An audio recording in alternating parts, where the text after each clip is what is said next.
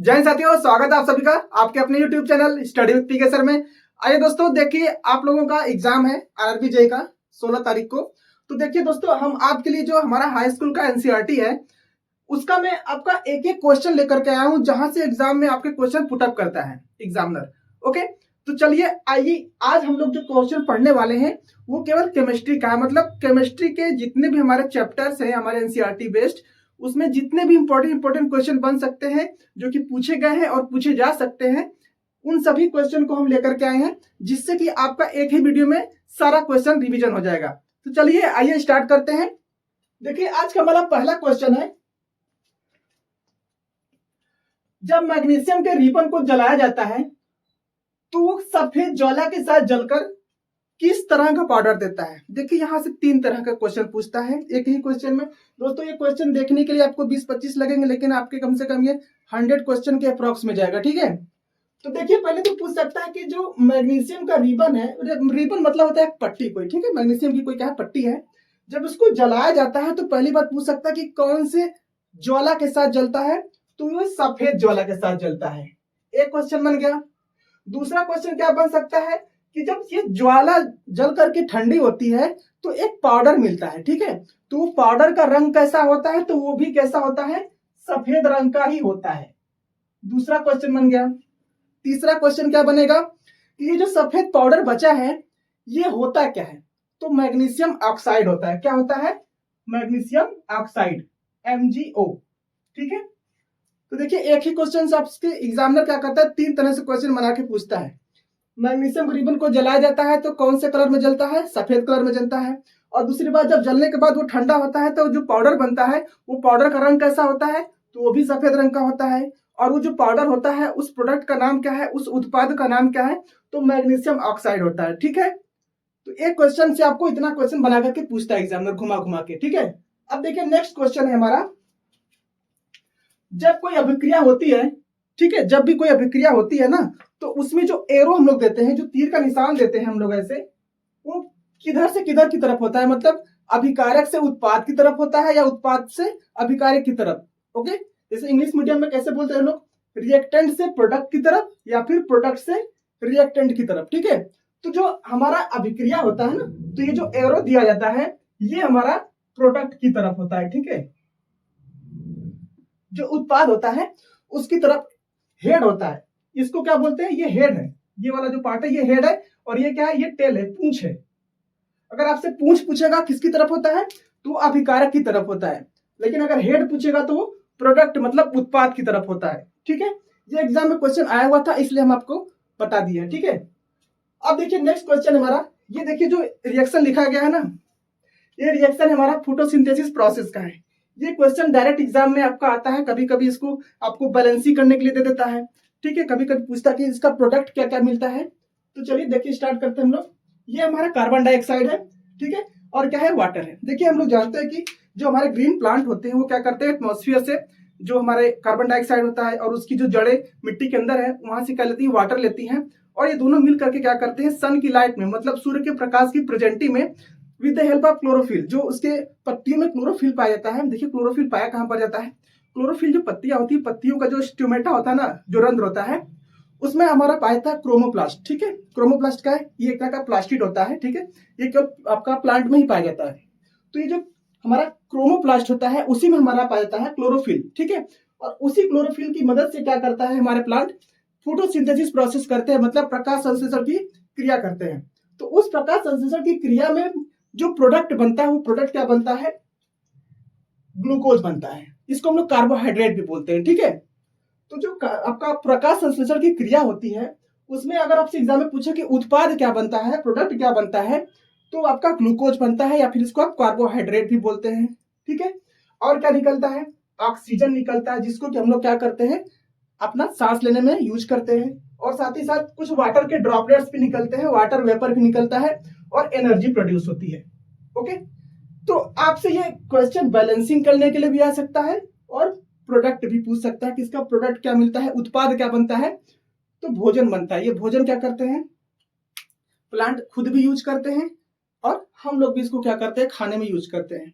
देखिए जैसे हमारी बॉडी में हम लोग जो खाना खाते हैं, खाना खाने के बाद हमारी बॉडी को एनर्जी मिलती है, तो हमारी बॉडी के अंदर जो ये एनर्जी है जब ज्यादा अमाउंट में होता है तो हमारी बॉडी क्या करती है, इसको स्टोर करके रखती है। किस फॉर्म में स्टोर करके रखती है, ये भी क्वेश्चन पूछा एग्जाम में, तो ग्लाइकोजन के फॉर्म में स्टोर करके रखती है। ठीक है, लेकिन प्लांट किस तरह से अपना स्टोर करके रखते हैं? देखिए, प्लांट जो है ये एनर्जी अपना स्टार्च के फॉर्म में स्टोर करके रखते हैं। ओके, तो ये जो हमारा ग्लूकोज है ये क्या है, फोटोसिंथेसिस प्रोसेस का एक प्रोडक्ट है। ओके, अब देखिए हमारा जो नेक्स्ट क्वेश्चन है, एक ऐसी अभिक्रिया जिसमें दो या दो से अधिक अभिकारक मिल करके एक उत्पाद बनाते हैं, केवल सिंगल प्रोडक्ट का फॉर्मेशन करते हैं, तो वो अभिक्रिया क्या कहलाती है? उसको हम लोग बोलते हैं कॉम्बिनेशन रिएक्शन, या फिर इसको हिंदी में बोलते हैं वियोजन अभिक्रिया। ओके, तो जो हमारा कोई ऐसी अभिक्रिया है जिसमें दो या दो से अधिक अभिकारक, या फिर आप उसको रिएक्टेंट बोल सकते हैं, दो या दो से अधिक रिएक्टेंट मिल करके एक सिंगल प्रोडक्ट बनाते हैं, एक उत्पाद केवल। ठीक है, एक से ज्यादा ना हो, उस अभिक्रिया को हम लोग क्या बोलते हैं? वियोजन अभिक्रिया। ओके, इसको हम लोग इंग्लिश में बोलते हैं कॉम्बिनेशन रिएक्शन। देखिए, हम आपको कॉम्बिनेशन रिएक्शन का एग्जांपल बता देते हैं। जैसे ये हमारा कैल्शियम ऑक्साइड, देखिए यहां से क्वेश्चन पूछता है कि जो कैल्शियम ऑक्साइड होता है इसको हम लोग क्या बोलते हैं? तो कि कैल्शियम ऑक्साइड हमारा क्या है? क्विक लाइम है। ठीक है, ये क्या है? क्विक लाइम, हिंदी में इसको बिना बूझा चूना बोलते हैं। ठीक है, अब इस क्विक लाइम को हम लोग क्या करते हैं, अगर पानी मिला देते हैं, ठीक है, पानी मिला देंगे तो क्या बनेगा? कैल्शियम हाइड्रोक्साइड बनेगा। अब ये कैल्शियम हाइड्रोक्साइड क्या है? ये स्लैग्ड लाइम है, इसको लाइम वाटर भी बोलते हैं, या फिर आप इसको हिंदी में बोलते हैं बूझा हुआ चूना। ठीक है, इसका यूज हम लोग कहां पर करते हैं? देखिए, पहले के समय में जब हमारे घर मिट्टी के होते थे, तो जो दिवाली आती थी ना, तो हम लोग मार्केट से जाते थे, चूना लाते थे, पत्थर की तरह होता था, उसको बाल्टी में लेकर के पानी उसमें डाल देते थे, और फिर वो चूना क्या होता था? उबलने लगता था, उसमें बुलबुले होते थे। ठीक है, तो हीट भी प्रोड्यूस होता था और एक हमको पेस्ट मिलता था, और इसी पेस्ट को हम लोग क्या करते थे? मिट्टी की दीवार पर पुताई करते थे। ठीक है, तो वो जो मिट्टी की दीवार पे पुताई करते हैं ना, यही कैल्शियम हाइड्रोक्साइड ही होता है, जिसको हम लोग लाइम वाटर या स्लैग्ड लाइम के नाम से जानते हैं। तो ये जो हम लोग कैल्शियम हाइड्रोक्साइड दीवार में पुताई करते हैं, तो तुरंत तो हमको शाइनिंग दिखता नहीं है कि नहीं? आफ्टर सम टाइम, 1 डे या फिर 2-4 घंटे बाद भी आपको शाइनिंग दिखना स्टार्ट हो जाता है। तो ये शाइनिंग बाद में आती कहां से? देखिए, होता क्या है, ये जो कैल्शियम हाइड्रोक्साइड है ना, ये कैल्शियम हाइड्रोक्साइड हमारे एटमॉस्फेयर में जो कार्बन डाइऑक्साइड प्रेजेंट है, जो कार्बन डाइऑक्साइड इन्वॉल्व है ना, उस कार्बन डाइऑक्साइड को लेकर के साथ में क्या करता है? रिएक्शन करा लेता है, और हमको बना देता है क्या? Calcium carbonate. और साथ ही साथ क्या निकलता है? कुछ वाटर के ड्रॉपलेट्स निकलते हैं। ठीक है, पानी की बूंदें निकलती है। तो ये जो कैल्शियम कार्बोनेट है ना, कैल्शियम कार्बोनेट ही यही क्या करता है? शाइनिंग देता है। ये क्या है? एक शाइनिंग मटेरियल है कैल्शियम कार्बोनेट। जैसे कि मार्बल देखा होगा आप लोगों ने। ठीक है, जो मार्बल होता है वो भी इसी का फॉर्मूला, या फिर आप बोल सकते हैं कि कैल्शियम कार्बोनेट के ही प्रोडक्ट को हम लोग क्या बोलते हैं? मार्बल बोलते हैं। तो जिस तरह से मार्बल शाइन देता है, उसी तरह से ये जो कैल्शियम कार्बोनेट है ये भी शाइनिंग देता है। ओके, तो यहां से भी क्वेश्चन आता है एग्जाम में दोस्तों। देखिए, एग्जामिनर क्वेश्चन ढूंढ ढूंढ के कहां से कैसे बना देगा ना, मैं आपको एक एक क्वेश्चन बताऊंगा कि कहां से उसका दिमाग कैसे काम करता है। तो देखिए, पूछता है कि जो कैल्शियम हाइड्रोक्साइड कार्बन डाइऑक्साइड से रिएक्शन करता है तो क्या बनाता है? तो कैल्शियम कार्बोनेट बनाता है। ओके, अब देखिए नेक्स्ट क्वेश्चन है हमारा।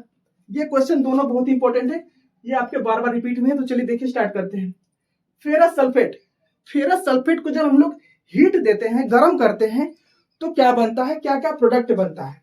तो पहली बात बनता है Fe2O3। ये क्या है? ये है फेरिक ऑक्साइड। ओके, ये क्या है? एक सॉलिड है। ठीक है, ये सॉलिड फॉर्म में मिलता है। ये क्या है? फेरिक ऑक्साइड है। और साथ ही साथ sulphur dioxide and sulphur trioxide ये रिलीज करता है। ठीक है, ये डायरेक्टली आपका इक्वेशन ही दे देता है। ठीक है, और यहां से एक और क्वेश्चन पूछता है कि जो फेरस सल्फेट होता है इसका रंग कैसा होता है, कलर कैसा होता है? तो फेरस सल्फेट का जो रंग होता है वो ग्रीन कलर का होता है, हरे रंग का होता है। ठीक है, तो जब फेरस सल्फेट को गर्म करते हैं तो ये हमारा फेरिक ऑक्साइड, ठीक है, और sulphur dioxide and sulphur trioxide में डिकम्पोज हो जाता है, मतलब विघटित हो जाता है, टूट जाता है। तो इसलिए इस रिएक्शन को हम लोग डिकम्पोजिशन रिएक्शन या फिर विघटन अभिक्रिया के नाम से भी जानते हैं। ओके, फेरस सल्फेट का रंग कैसा होता है? हरा होता है। गर्म करने पर ferric oxide, sulphur dioxide and sulphur trioxide मिलता है। और ये अभिक्रिया क्या कहलाती है? वियोजन अभिक्रिया, सॉरी विघटन अभिक्रिया या फिर डिकम्पोजिशन रिएक्शन बोलते हैं इसको। अब इसी तरह एक और हमारा क्वेश्चन है, ये क्या है? लेड नाइट्रेट है, PbNO3 होल ट्वाइस। ठीक है, ये जो लेड नाइट्रेट है इसको भी जब हम लोग हीट देते हैं, जब गर्म करते हैं, तो पहली बात ये किसमें ब्रेक होता है? लेड ऑक्साइड और नाइट्रोजन डाइऑक्साइड एंड ऑक्सीजन में डिकम्पोज होता है, टूट जाता है। इसलिए ये भी जो रिएक्शन है वो क्या है? डिकम्पोजिशन रिएक्शन, या फिर इसको क्या बोलेंगे? विघटन अभिक्रिया। ठीक है, देखो विघटन मतलब होता है टूट जाना, बिखर जाना। तो देख रहे हैं आप यहाँ पर लेड नाइट्रेट एक सिंगल आपका रिएक्टेंट है और इतने सारे रिएक्टेंट प्रोडक्ट में क्या कर रहा है? वो ब्रेक हो जा रहा है, टूट जा रहा है, स्प्लिट हो जा रहा है। इसी तरह ऊपर वाले में भी फेरस सल्फेट एक सिंगल रिएक्टेंट था, यहाँ पर देखिए 2 और मोर देन सब्सटेंस में क्या हो रहा है? ब्रेक हो रहा है। ठीक है, तो ये जो लेड नाइट्रेट है ये किस में कन्वर्ट हो रहा है? Lead oxide. देखिए एक क्वेश्चन आता है यहां से, जो लिथार्ज होता है, लिथार्ज का फॉर्मूला क्या होता है? तो लिथार्ज इसी लेड ऑक्साइड को ही बोलते हैं लिथार्ज। ठीक है, और ये साथ ही साथ ये क्या है? नाइट्रोजन डाइऑक्साइड और ऑक्सीजन गैस ये इसमें टूटता है। अब नेक्स्ट क्वेश्चन देखिए, ये भी बहुत इंपॉर्टेंट। देखिए दोस्तों, हम जो क्वेश्चन लाए ना ये बार बार आपके रिपीट होते हैं और इसमें से कुछ हमने अपने से भी क्या किया है? अपने से एक्सपेक्टेड बनाया है कि जो एग्जामिनर पूछ सकता है आपसे। ओके, तो चलिए नेक्स्ट क्वेश्चन देखिए, ये क्या है? सिल्वर क्लोराइड है और ये क्या है? सिल्वर ब्रोमाइड है। देखिए सिल्वर क्लोराइड और सिल्वर ब्रोमाइड ये दोनों क्या करते हैं? सूर्य के प्रकाश में अपना रंग परिवर्तित कर लेते हैं और दोनों ही ग्रे रंग में परिवर्तित होते हैं। ठीक है, silver chloride and silver bromide दोनों ही सूर्य के प्रकाश में ग्रे कलर में परिवर्तित हो जाते हैं। और इसमें क्या होता है? देखो एक कोई भी रिएक्शन होता है, उस रिएक्शन दो तरह से होता है। एक होता है एक्सोथर्मिक, जिसमें कि आपका जो हीट होता है वो क्या होता है? रिलीज होता है, बाहर निकलता है। और एक होता है एंडोथर्मिक। एंडोथर्मिक मतलब जिसमें अभिक्रिया को होने के लिए, रिएक्शन को होने के लिए हम लोग खुद क्या करते हैं? हीट देते हैं या एनर्जी देते हैं। ठीक है, तो एंडोथर्मिक क्या है? मतलब इसमें ऊष्मा दी जाती है इस रिएक्शन को होने के लिए। ठीक है, तो ये जो AgCl है और ये जो AgBr है इसका एक यूज होता है, खास तौर से ये जो हमारा AgBr है ना, सिल्वर ब्रोमाइड, इसका यूज होता है एक जगह। कहां पर होता है? जो ब्लैक एंड व्हाइट फोटोग्राफी होती है ना, इसमें हमारा क्या यूज होता है? Silver bromide. ये भी क्वेश्चन पूछा जाता है। ठीक है, black and white photography, black and white photography में किसका यूज होता है? यही हमारा सिल्वर ब्रोमाइड का ही यूज होता है। ठीक है, अब नेक्स्ट क्वेश्चन देखिए, ये हमारा सोडियम सल्फेट है और ये क्या है? बेरियम क्लोराइड है। सोडियम सल्फेट एंड क्या है? ये बेरियम क्लोराइड है। देखिए sodium sulphate and barium chloride ये आपस में रिएक्शन करके क्या बना रहे हैं? सोडियम क्लोराइड बना रहे हैं और साथ ही साथ बेरियम सल्फेट का फॉर्मेशन कर रहे हैं। तो आपसे पूछता है एग्जाम में कि ये रिएक्शन कौन सा रिएक्शन है? मतलब देखिए रिएक्शन कितने तरह के होते हैं? 2-3 तरह के रिएक्शन होते हैं। जैसे आपका अभी हमने यहाँ पे बताया था कॉम्बिनेशन रिएक्शन, एक बताया हमने डिकम्पोजिशन रिएक्शन, एक होता है डिस्प्लेसमेंट रिएक्शन, एक होता है डबल डिस्प्लेसमेंट रिएक्शन। ठीक है, हिंदी में बोल देते हैं। कॉम्बिनेशन मतलब वियोजन अभिक्रिया, डिकम्पोजिशन मतलब विघटन अभिक्रिया, और अभी डिस्प्लेसमेंट मैंने बोला उसको बोलते हैं विस्थापन अभिक्रिया, और एक बोला मैंने अभी डबल डिस्प्लेसमेंट रिएक्शन, दोहरी विस्थापन अभिक्रिया। मतलब एक ऐसा अभिक्रिया या फिर एक ऐसा रिएक्शन जिसमें आपका विस्थापन अभिक्रिया 2 बार हो जाए, उसको क्या बोलेंगे? Double displacement reaction. अब देखिए पहले मैं आपको बता देता हूं कि जो विस्थापन अभिक्रिया होती है ये कैसे होती है। देखिए विस्थापन अभिक्रिया होने में क्या होता है? आयन चेंज होता है, प्लस वाला माइनस की तरफ जाएगा, माइनस वाला प्लस की तरफ आएगा। आयन का चेंजिंग होता है, और अगर एक बार होता है यही चेंजिंग तो उसको विस्थापन अभिक्रिया बोलते हैं, और अगर यही चेंजिंग 2 बार हो जाए तो उसको क्या बोलते हैं? डबल डिस्प्लेसमेंट या फिर दोहरी विस्थापन। तो देखिए यहाँ पर हो क्या रहा है, देखिए हम लोग जानते हैं सोडियम के ऊपर प्लस चार्ज होता है और सल्फेट के ऊपर माइनस चार्ज होता है, और ऐसे यहाँ पर बेरियम के ऊपर प्लस चार्ज होता है, क्लोरीन के ऊपर माइनस चार्ज होता है। तो देखिए हमने अभी बोला कि प्लस क्या करेगा? माइनस की तरफ जाएगा, तो ये सोडियम है ये क्लोरीन के पास जाएगा, क्योंकि क्लोरीन माइनस है सोडियम प्लस में, तो क्या बनाएगा? Sodium chloride. और ऐसे यहाँ पर बेरियम प्लस में है और यहाँ पर सल्फेट क्या है? माइनस में है, तो प्लस वाला माइनस की तरफ जाएगा, बेरियम सल्फेट बना लेगा। तो देख रहे हैं आप, एक बार जब आयन चेंज हुआ कैसे? सोडियम क्लोरीन के पास चला गया, ये एक बार विस्थापन हो गया, और दूसरी बार बेरियम सल्फेट के पास चला गया, तो ये क्या हो गया? दूसरी बार विस्थापन हो गया। तो इसलिए ये जो रिएक्शन क्या शो कर रहा है? Double displacement reaction. और डबल डिस्प्लेसमेंट रिएक्शन किसकी वजह से होता है? आयन के चेंज की वजह से होता है, चेंज ऑफ आयन। ओके, अब देखिए नेक्स्ट क्वेश्चन है हमारा, ये हमारा है कॉपर ऑक्साइड और ये क्या है? हाइड्रोजन है। ठीक है, कॉपर और आपका क्या है? हाइड्रोजन, जब ये इनको हीट किया जाता है तो क्या आपका रिजल्ट निकलता है, तो कॉपर अलग हो जाता है, आपका हाइड्रोजन के साथ ऑक्सीजन जुड़ करके वाटर बन जाता है। अब देखिए ये रिएक्शन आपसे पूछता है कि ये रिएक्शन क्या शो कर रहा है। बेसिकली ये क्वेश्चन आपका ऑक्सीडेशन रिडक्शन से रिलेटेड है।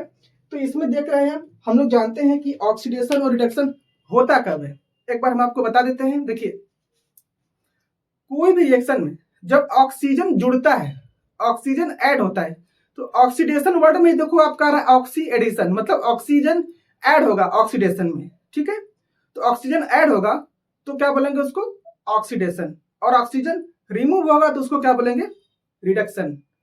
ये एक तरीका हो गया। दूसरे तरीके से क्या बोल सकते हैं, ऑक्सीडेशन में ऑक्सीजन ऐड हो रहा है, दूसरे तरह से आप बोल सकते हैं कि हाइड्रोजन अलग होगा तो अभी क्या होगा, ऑक्सीडेशन होगा। और रिडक्शन में क्या हो रहा था, ऑक्सीजन अलग हो रहा था, रिमूव हो रहा था, तो दूसरे टर्म्स में आप क्या बोल सकते हैं कि इसमें हाइड्रोजन क्या होगा, ऐड होगा, तो भी क्या कहलाएगा, रिडक्शन कहलाएगा। ठीक है, तो यहां पर आप देख सकते हैं कि जो कॉपर के साथ ऑक्सीजन है, यहां से ऑक्सीजन हट गया ना, ऑक्सीजन अलग हो गया, और देखिए कॉपर अकेला बच गया। तो यहाँ पर कॉपर ऑक्साइड किस में कन्वर्ट हो गया, कॉपर में। तो यहाँ पर क्या हो रहा है, ऑक्सीजन रिमूव हो रहा है, तो रिमूव होने को हम लोग क्या बोलते हैं, अपचयन या फिर रिडक्शन। ओके, और यहाँ पे देख रहे हैं आप हाइड्रोजन के साथ क्या हो रहा है, ऑक्सीजन जुड़ गया, ऑक्सीजन के जुड़ने को ही, ऑक्सीजन के ऐड होने की क्या बोलते हैं, ऑक्सीडेशन। तो आप यहाँ पे बोल सकते हैं कि हाइड्रोजन के साथ क्या हो गया है, ऑक्सीडेशन, या फिर इसको क्या बोलते हैं, ऑक्सीकरण। ओके, और देखिए ऐसा रिएक्शन जिसमें ऑक्सीडेशन और रिडक्शन दोनों साथ साथ होता है, ऐसे रिएक्शन को हम लोग बोलते हैं ऑक्सीडेशन एंड रिडक्शन रिएक्शन, या फिर बोल सकते हैं आप इसको रिडॉक्स रिएक्शन। ठीक है, क्या बोल सकते हैं इसको, रिडॉक्स रिएक्शन। ठीक है, अब देखिए एक क्वेश्चन हम यहाँ पर अलग से लिख दिए हैं। जब कोई एसिड किसी मेटल के साथ रिएक्शन करता है तो क्या बनता है, ये डायरेक्टली क्वेश्चन आता है। ठीक है, जब कोई एसिड मेटल के साथ रिएक्ट करेगा तो क्या बनेगा, साल्ट बनेगा प्लस हाइड्रोजन गैस रिलीज होगी। ठीक है, एसिड मेटल के साथ रिएक्ट करेगा तो क्या बनेगा, साल्ट प्लस हाइड्रोजन, ये याद रखिएगा। ठीक है, अब नेक्स्ट क्वेश्चन देखिए, जो हमारा लिटमस सोल्यूशन होता है, ठीक है, लिटमस सोल्यूशन किससे प्राप्त होता है, एक क्वेश्चन बन सकता है कि लिटमस सोल्यूशन किससे मिलता है, लाइकेन से मिलता है। ओके, अब देखिए जो लाइकेन है ये हमारा थैलोफाइटा ग्रुप से बिलोंग करता है। ठीक है, तो ये भी पूछता है कि जो हमारा लिटमस सोल्यूशन लाइकेन से प्राप्त होता है वो किससे हमारा संबंधित है, तो थैलोफाइटा ग्रुप से संबंधित है। अब देखिए नेक्स्ट क्वेश्चन क्या बन सकता है कि जो हमारा लिटमस सोल्यूशन होता है इसमें जो हमारा जो लाइकेन है, या फिर आप बोल सकते हैं कि जो लिटमस विलियन है, जब ना तो ये अम्लीय है और ना ही क्षारीय है। आप यह एक तरह से दूसरे तरह से बोल सकते हैं कि नॉर्मल कंडीशन में जो हमारा लिटमस सोल्यूशन होता है उसका रंग कैसा होता है, तो पर्पल रंग का होता है। ठीक है, जब वो ना तो अम्लीय है ना ही क्षारीय है, उस समय उसका रंग कैसा होगा, पर्पल कलर का होगा। और ये जो लाइकेन है जिससे हमको लिटमस सोल्यूशन मिल रहा है, ये किससे रिलेटेड है, थैलोफाइटा समूह से संबंधित है हमारा। ठीक है, अब नेक्स्ट क्वेश्चन देखिए, ये क्वेश्चन अभी हाल ही में पूछा गया था, आपका जो अभी आरआरबी एलपी का एग्जाम हुआ है ना, उसमें यह क्वेश्चन आया था, मेटल कार्बोनेट या फिर मेटल हाइड्रोजन कार्बोनेट जब ये एसिड के साथ रिएक्शन करते हैं, अम्ल के साथ जब रिएक्शन करते हैं तो क्या बनता है, तो देखिए साल्ट बनता है, कार्बन डाइऑक्साइड बनता है और साथ ही साथ वाटर बनता है। ऑप्शन में यही सब आता है दोस्तों, आप अलग से मत सोचिएगा कुछ अलग सा ऑप्शन में आएगा, ऐसे ही पूछेगा मेटल कार्बोनेट और मेटल हाइड्रोजन कार्बोनेट जब अम्ल के साथ अभिक्रिया करते हैं तो क्या बनता है। आपको ऑप्शन में ओनली आपका कार्बन डाइऑक्साइड या फिर वाटर या फिर कोई अलग प्रोडक्ट दे देगा, किसी एक ऑप्शन में आपको ये तीनों दिया रहेगा, salt, water and carbon dioxide. Okay, अब देखिए ये हमारा क्या है, लाइमस्टोन, जिसको हम लोग चूना भी बोलते हैं, आप इसको कैल्शियम ऑक्साइड भी बोल सकते हैं, आप इसको क्विक लाइम बोलते हैं। तो लाइमस्टोन हो गया, चाहे चौक हो गया, चाहे मार्बल हो गया, ये तीनों ही क्या है, हमारा जो कैल्शियम कार्बोनेट है ना, इसी का क्या है, अलग अलग फॉर्म है। ठीक है, मतलब कैल्शियम कार्बोनेट मार्बल को भी बोलते हैं, या फिर मार्बल में भी हमारा कैल्शियम कार्बोनेट पाया जाता है, चौक में भी कैल्शियम कार्बोनेट पाया जाता है, और ये जो लाइम स्टोन है इसमें भी हमारा कैल्शियम कार्बोनेट पाया जाता है। ओके, आइए दोस्तों देखिए हमारा नेक्स्ट क्वेश्चन है, एसिड को हमेशा पानी मिलाना चाहिए, ना कि एसिड में पानी मिलाना चाहिए। ठीक है, देखिए दोस्तों ये क्वेश्चन बार बार एग्जाम में आया हुआ है, और हो सकता है कि आपके जो अभी एग्जाम होने वाले आरआरबी जेईई के ना, उसमें ये क्वेश्चन क्या करे रिपीट कर जाए। तो जो एसिड होता है ना, हमेशा पानी में मिलाना चाहिए, ना कि पानी को लेकर के एसिड में उड़ेल दिए। ठीक है, देखो ऐसा क्यों करना चाहिए, क्योंकि देखो अगर आप डायरेक्ट पानी को एसिड में डालेंगे ना तो बहुत ही ज्यादा जो एसिड होता है वो कॉन्सेंट्रेटिक मीडियम होता है, मतलब बहुत ही ज्यादा क्या होता है, सांद्र विलयन होता है। और जैसे आप उसमें पानी डालेंगे ना तो बहुत सडनली क्या होगा, एक्सोथर्मिक रिएक्शन होगा, मतलब क्या होगा, उसमें क्षेपी अभिक्रिया होगी, जिससे कि क्या करेगा, सडनली आपका आग लग जाने के चांसेस बढ़ जाएंगे। ठीक है, तो इसलिए कभी भी पानी को एसिड में नहीं डालना चाहिए, हमेशा एसिड को सफिशिएंट अमाउंट में पानी में डालना चाहिए। ओके, तो एसिड को हमेशा पानी में मिलाना चाहिए, ठीक है, न कि अम्ल में पानी मिलाना चाहिए। अब देखिए ये पानी में अम्ल मिलाते क्यों हैं, तनुकरण करने के लिए, मतलब किसी भी चीज को पतला करने के लिए। ठीक है, अभी हमने बोला कि जो हमारा एसिड होता है वो कौन से मीडियम में होता है, सांद्र विलयन में होता है, कॉन्सेंट्रेटिक मीडियम में होता है, इसलिए उसको पानी में मिलाने से वो क्या हो जाएगा, तनु हो जाएगा। मतलब डाइल्यूशन करने के लिए हम लोग क्या करते हैं, पानी में अम्ल को मिलाते हैं। ओके, अब नेक्स्ट क्वेश्चन हमारा, कुछ हमारे पीएच वैल्यू है, कुछ हमारी बॉडी के हैं जो कि हमारे एग्जाम में बराबर रिपीट होते हैं। जैसे हमारा गैस्ट्रिक जूस, देखिए दोस्तों गैस्ट्रिक जूस कहाँ से बनता है, हमारा गैस्ट्रिक जूस हमारे आमाशय में बनता है, हमारे स्टोमक में बनता है। तो इसका पीएच वैल्यू पूछा एग्जाम में, तो इसका होता है 1.2। ओके, एग्जैक्ट वैल्यू याद रखिएगा 1.2, ये एग्जाम में आपके बार बार रिपीट होता है। लेमन जूस, नींबू पानी जो होता है, इसका होता है 2.2, ये सब आपके एग्जाम में रिपीट होंगे। ठीक है, अब देखिए जो हमारा प्योर वाटर होता है, जो शुद्ध पानी होता है, और जो हमारा खून है, जो हमारा ब्लड है, जो हमारा रक्त है, इसका कितना होता है, 7.4 होता है। ओके, 7.4 किसका होता है, हमारे ब्लड का। अब देखिए जो मिल्क ऑफ मैग्नीशिया है, मिल्क ऑफ मैग्नीशिया किसको बोलते हैं, देखिए मिल्क ऑफ मैग्नीशिया, इसको हम लोग जिसको मैग्नीशियम हाइड्रोक्साइड को बोलते हैं। ठीक है, MgOH होल ट्वाइस इसका फॉर्मूला होता है, MgOH होल ट्वाइस।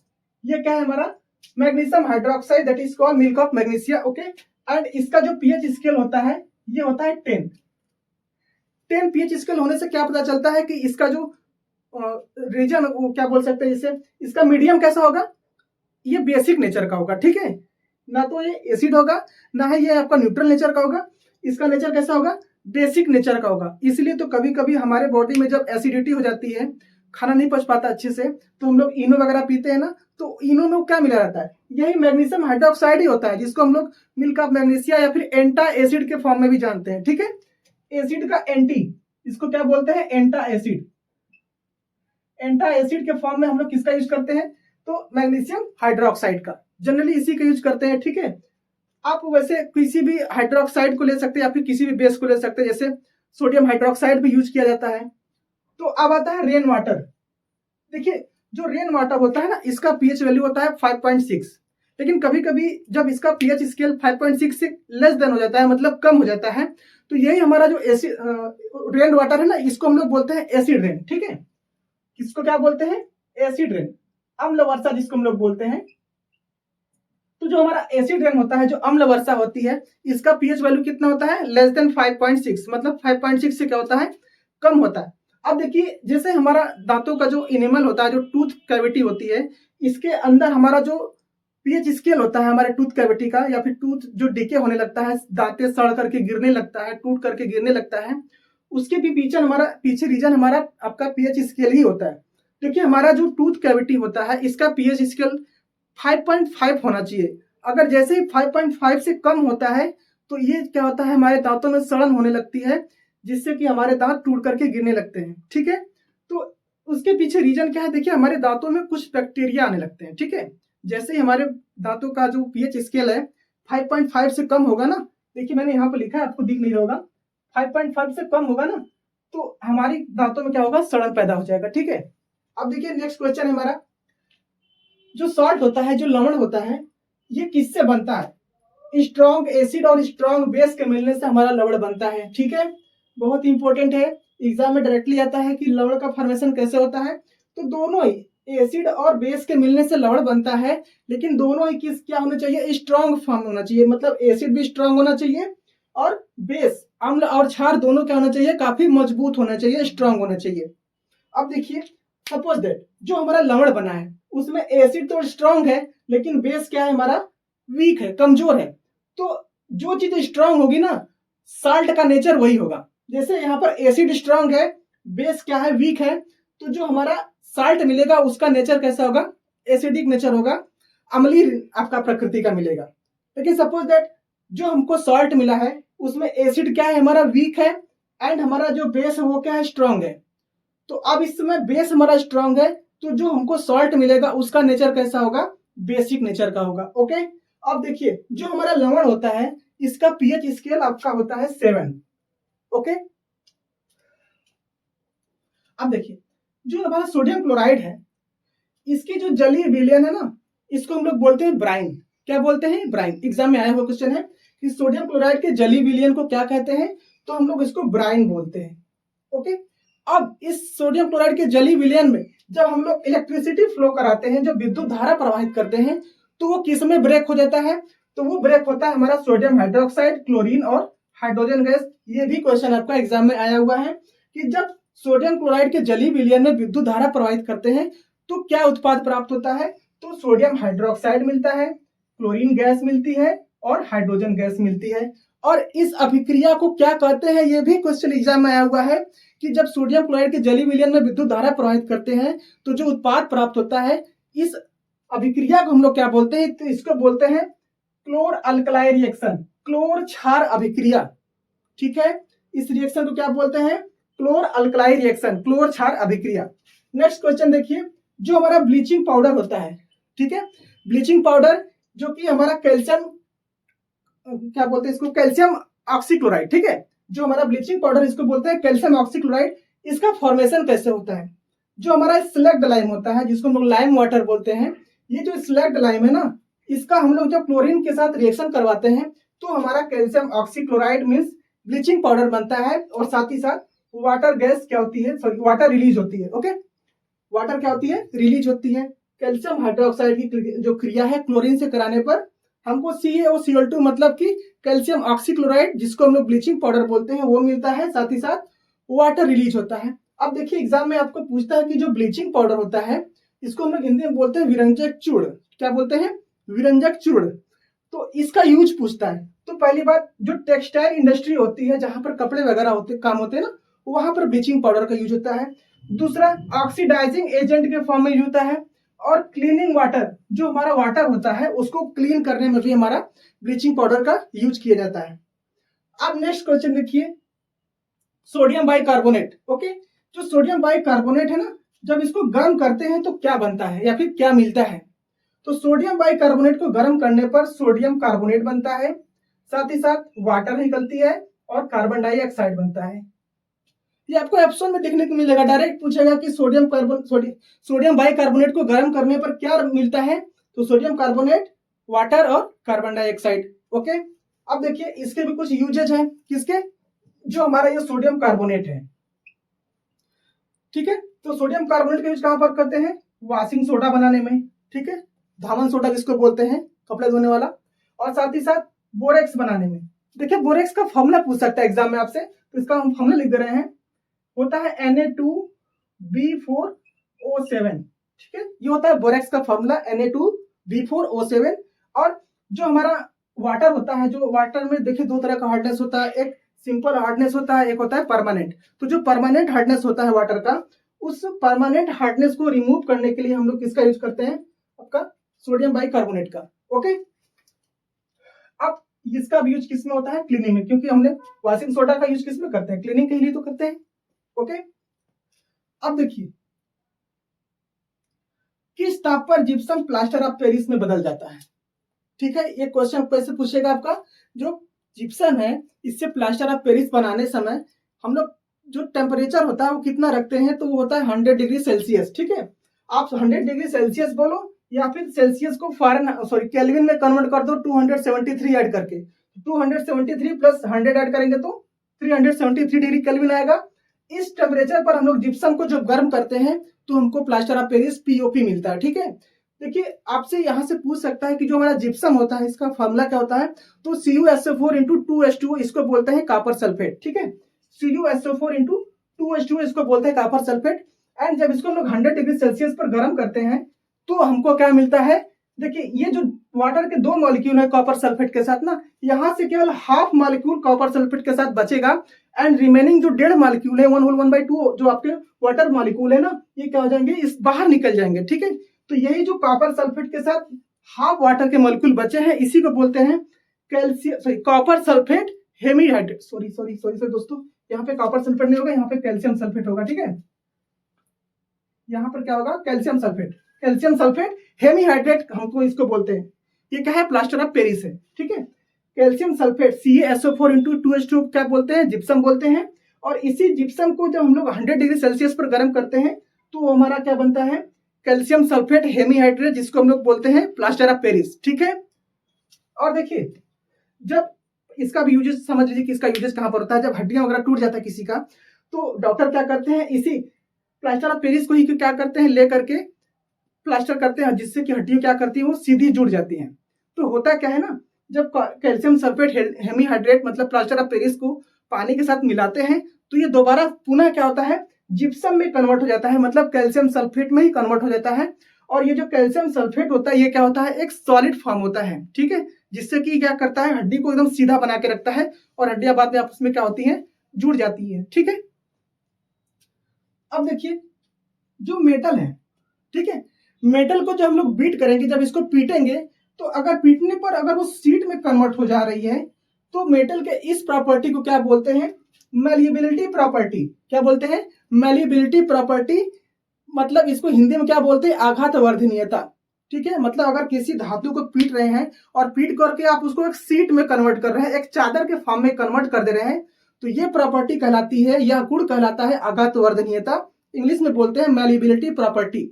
बट अगर आप इसी मेटल को खींच रहे हैं एंड खींच करके आप एक वायर में कन्वर्ट कर दे रहे हैं, एक तार बना दे रहे हैं, तो इस प्रॉपर्टी को बोलते हैं डक्टिलिटी, हिंदी में बोलते हैं इसको तन्यता। ठीक है, देखिए अगर आप इसको एक drawn into a thin wire, मतलब अगर आप इसको एक वायर में खींच करके कन्वर्ट कर दे रहे हैं तो ये कहलाती है हमारी डक्टिलिटी।